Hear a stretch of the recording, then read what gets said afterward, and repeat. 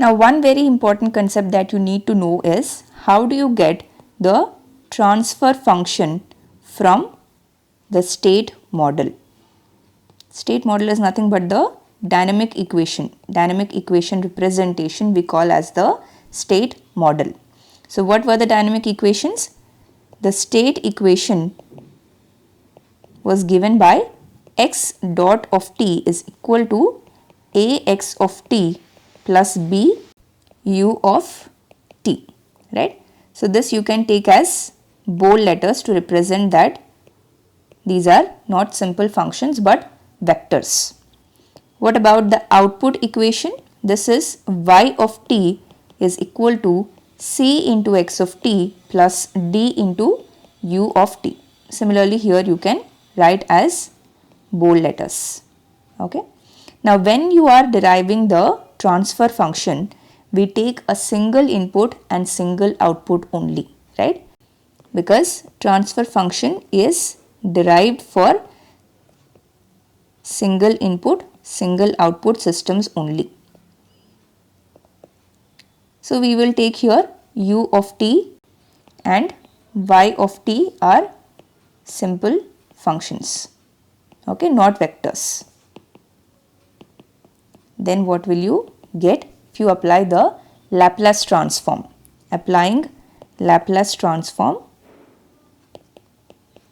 the state equation, you can take this as equation 1 and equation 2. Then equation 1 will become, remember here x dot of t and x of t, these are still vectors only. Okay, you can write here as well, x dot of t and x of t are vectors, not single functions. Okay, so now what will happen to equation 1? This is going to be written as s times x of s. This is because it is the differentiation of x of t. Okay, so s times x of s.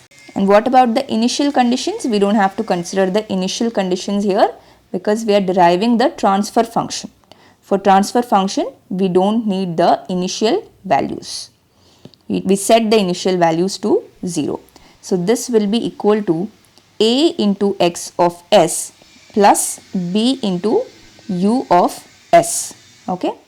Here initial conditions are not considered. Okay. Because this is for a transfer function. This is for the derivation of transfer function. So what are you going to get here? You can get u of s in terms of the state vector x of s. So this is going to be si minus a x of s is equal to b times u of s. So here, what is I here? This is just the identity matrix. Okay, because s is a simple constant.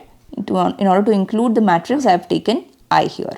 Okay, so then x of s, you are going to get si minus a inverse b times u of s. Okay, so this you can mark as the third equation.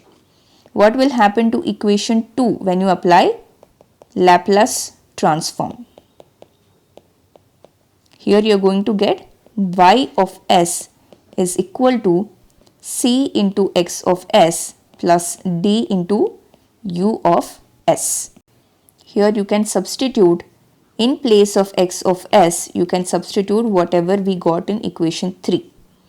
So what did we get? C times si minus a inverse b times u of s plus d times u of s. From here we can get the transfer function, output function, which is y of s divided by u of s. This is nothing but the transfer function. This is going to be c into si minus a inverse b plus d. Okay, so this is the transfer function. This is how you can derive transfer function from the state model.